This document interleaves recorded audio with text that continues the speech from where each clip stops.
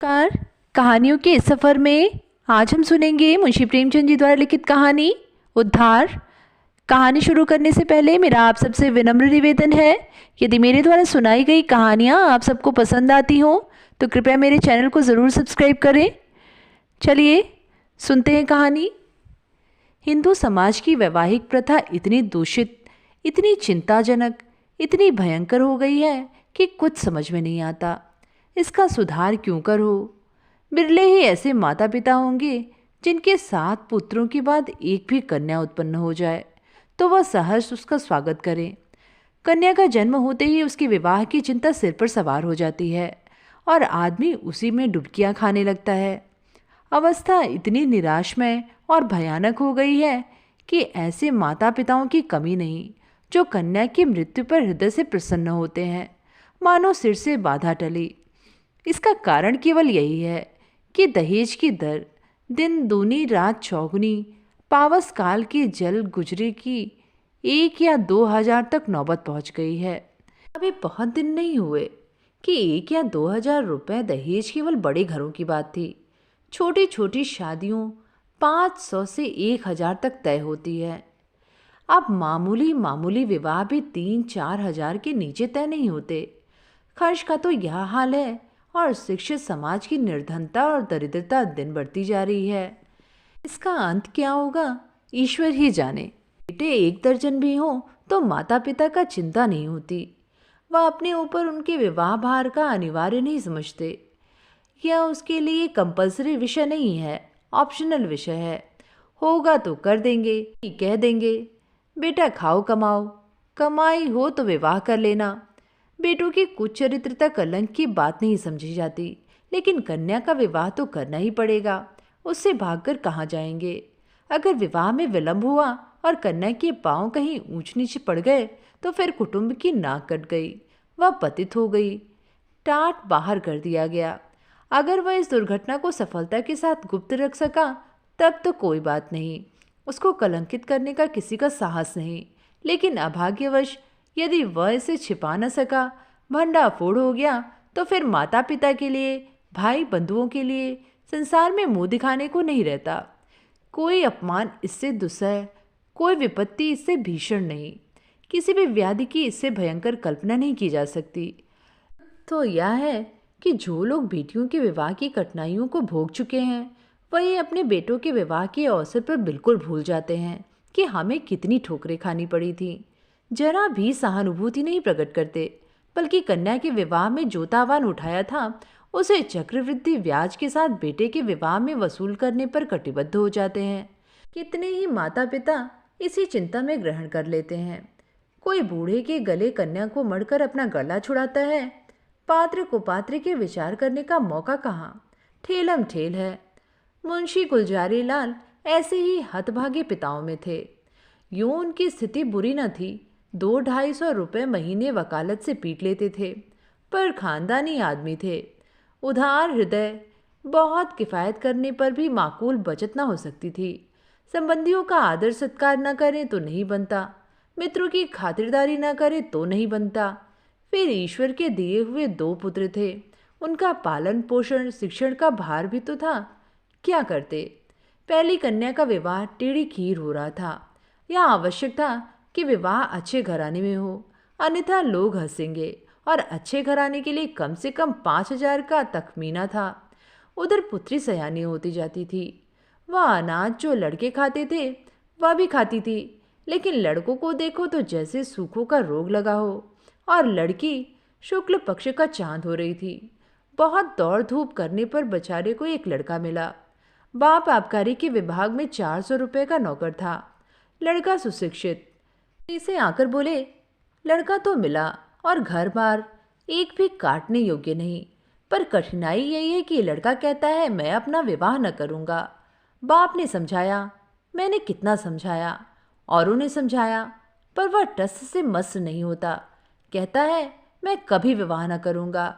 समझ में नहीं आता विवाह से क्यों इतनी घृणा करता है। कोई कारण नहीं बतलाता, बस यही कहता है मेरी इच्छा।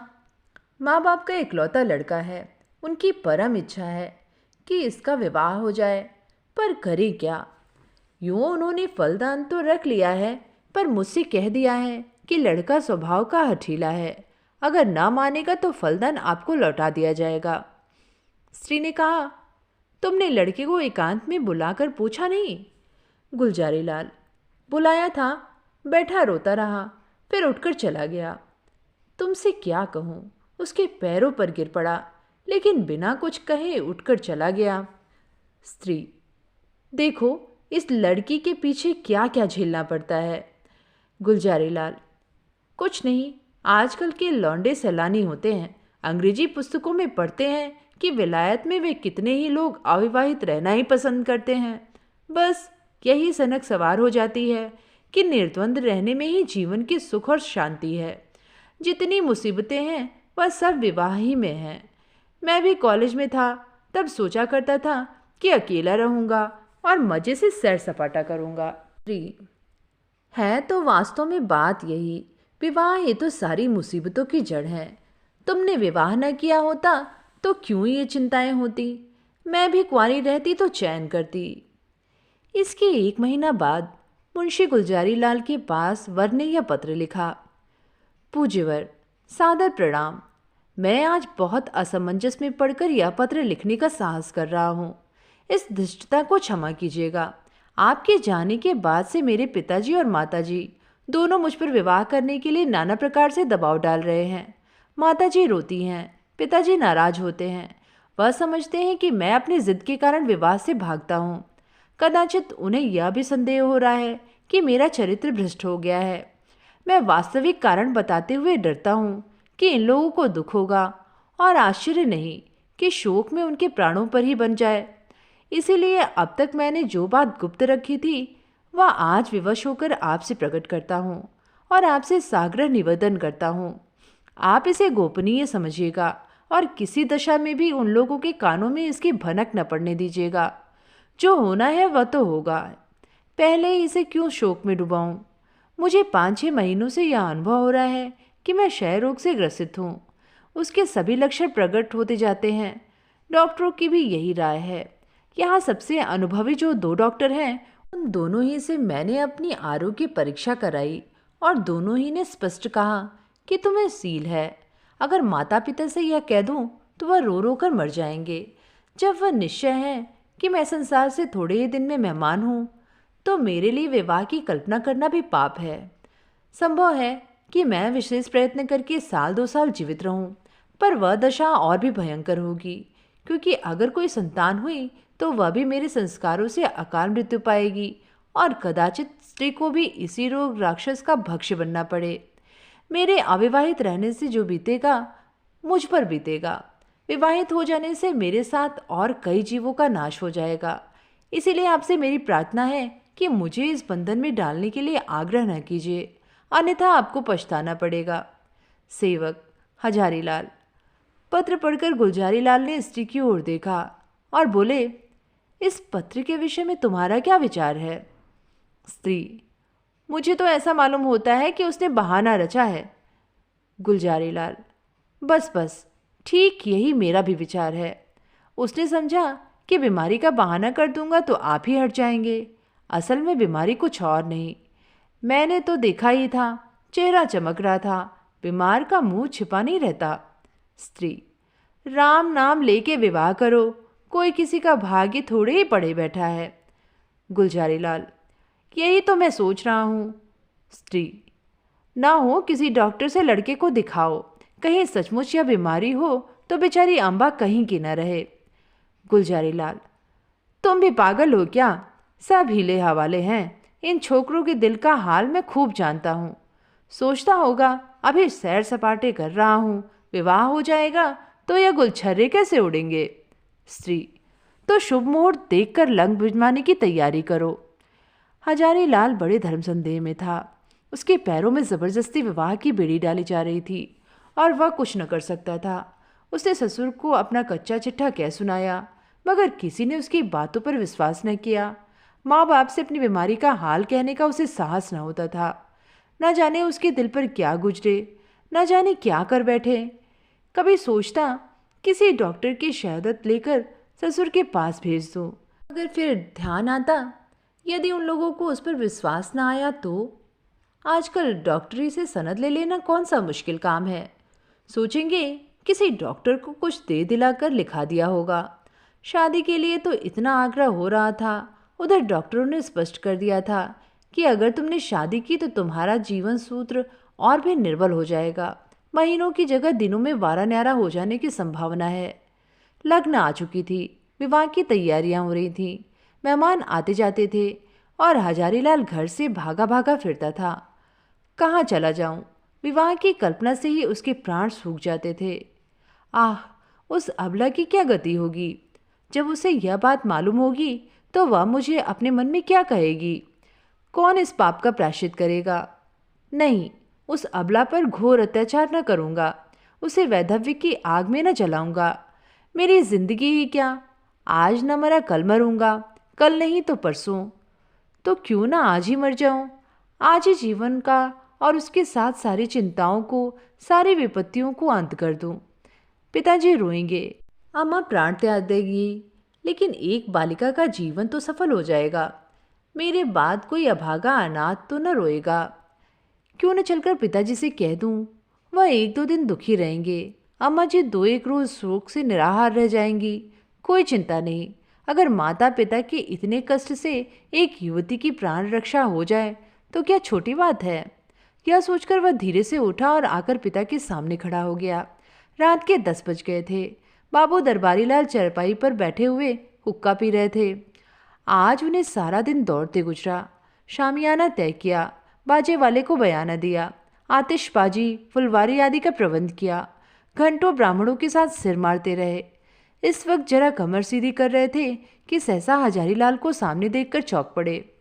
उसका उतरा हुआ चेहरा, सजल आंखें और कुंठित मुख देखा तो कुछ चिंतित होकर बोले, क्यों लालू, तबीयत तो अच्छी है ना? कुछ उदास मालूम होते हो। हजारीलाल, मैं आपसे कुछ कहना चाहता हूँ, पर भय होता है कि कहीं आप अप्रसन्न न हो। दरबारीलाल, समझ गया, वही पुरानी बात है ना? उसके सिवा कोई और बात हो तो कहो, शौक से। हजारीलाल, खेद है कि मैं उसी विषय में कुछ कहना चाहता हूँ। दरबारीलाल, यही कहना चाहते हो ना? मुझे इस बंधन में न डालिए, मैं इसके अयोग्य हूँ, मैं यह भार सह नहीं सकता, बेड़ी मेरी गर्दन को तोड़ देगी आदि। या और कोई नई बात? हजारीलाल, जी नहीं, नई बात है। मैं आपकी आज्ञा पालन करने के लिए सब प्रकार तैयार हूँ, पर एक ऐसी बात है जिसे मैंने अब तक आपसे छिपाया है, उसे भी प्रकट कर देना चाहता हूँ। इसके बाद आप जो कुछ तय करेंगे उससे मैं शिर उधारे करूँगा। हजारीलाल ने बड़े विनीत शब्दों में अपना आशय कहा, डॉक्टरों की राय भी बयान की और अंत में बोले, ऐसी दशा में मुझे पूरी आशा है कि आप मुझे विवाह करने के लिए बाध्य न करेंगे। दरबारी लाल ने पुत्र के मुख की ओर गौर से देखा। कहे जर्दी का नाम न था।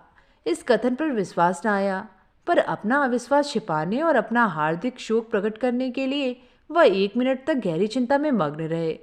इसके बाद पीड़ित कंठ से बोले, बेटा, इस दशा में तो विवाह करना और भी आवश्यक है। ईश्वर न करे कि हम वह बुरा दिन देखने के लिए जीते रहें, पर विवाह हो जाने से तुम्हारी कोई निशानी तो रह जाएगी। ईश्वर ने कोई संतान दे दी तो वही हमारी बुढ़ापे की लाठी होगी। उसी का मुंह देख देख कर दिल को समझाएंगे। जीवन का कुछ आधार तो रहेगा। फिर आगे क्या होगा यह कौन कह सकता है। डॉक्टर किसी की कर्म रेखा तो नहीं पढ़ते। ईश्वर की लीला अपरंपार है, डॉक्टर उसे नहीं समझ सकते। तुम निश्चिंत होकर बैठो, हम जो कुछ करते हैं करने दो, भगवान चाहेंगे तो सब कल्याण ही होगा। हजारीलाल ने इसका कोई उत्तर नहीं दिया। आंखें डबडबाईं। कंठावरोध के कारण मुंह तक न खोल सका। चुपके से आकर कमरे में लेट रहा। 3 दिन और गुजर गए, पर हजारीलाल कुछ निश्चय न कर सका। विवाह की तैयारियों में रखे जा चुके थे। मंत्री की पूजा हो चुकी थी और द्वार पर बाजों का शोर मचा हुआ था। मोहल्ले के लड़के जमा होकर बाजा सुनते थे और उल्लास से इधर उधर दौड़ते थे। संध्या हो गई थी। बारात आज रात की गाड़ी से जाने वाली थी। बारातियों ने अपने वस्त्राभूषण पहनने शुरू कर दिए थे। कोई नाई से बाल बनवाता था और चाहता था कि खत ऐसा साफ हो जाए मानो वहाँ बाल कभी थे ही नहीं। बूढ़े अपने पके बाल को उखड़वाकर जवान बनने की चेष्टा कर रहे थे। तेल साबुन उपटन की लूट मची हुई थी और हजारी लाल बगीचे में एक वृक्ष के नीचे उदास बैठा हुआ सोच रहा था, क्या करूं? अंतिम निश्चय की घड़ी सिर पर खड़ी थी। अब एक क्षण भी विलंब करने का मौका न था। अपनी वेदना किससे कहूं? कोई सुनने वाला न था। उसने सोचा, हमारे माता पिता कितने अदूरदर्शी हैं। अपनी उमंग में इन्हें इतना भी नहीं सोचता कि वधु पर क्या गुजरेगी। वधु के माता पिता कितने अदूरदर्शी हैं। अपनी उमंग में भी इतने अंधे हो रहे हैं कि देखकर भी नहीं देखते, जानकर नहीं जानते। क्या यह विवाह है? कदापि नहीं। यह तो लड़की का कुएं में डालना है, भाड़ में झोंकना है, कुंद छुरे से रेतना है। कोई इतनी यातना देकर अपनी पुत्री को वैधव्य के अग्निकुंड में डाल देता है? या माता पिता हैं? कदापि नहीं। ये लड़की के शत्रु हैं, कसाई हैं, बधिक हैं, हत्यारे हैं। क्या इनके लिए कोई दंड नहीं? जो जानबूझकर अपनी प्रिय संतान के खून से अपने हाथ रंगते हैं, उसके लिए कोई दंड नहीं? समाज भी उन्हें दंड नहीं देता, कोई कुछ नहीं कहता। हाय, यह सोचकर हजारीलाल उठा और एक ओर चुपचाप चल दिया। उसके मुख पर तेज छाया हुआ था। उसने आत्म बलिदान से इस कष्ट का निवारण करने का दृढ़ संकल्प कर लिया था। उसे मृत्यु का लेश मात्र भी भय न था। वह उस दशा को पहुंच चुका था जहां सारी आशाएं मृत्यु पर ही अवलंबित हो जाती हैं। उस दिन से फिर किसी ने हजारीलाल की सूरत नहीं देखी। मालूम नहीं जमीन खा गई या आसमान। नदियों में जाल डाले गए, कुओं में बांस पड़ गए, पुलिस में हो लिया गया, समाचार पत्रों में विज्ञप्ति निकाली गई, पर कहीं पता न चला।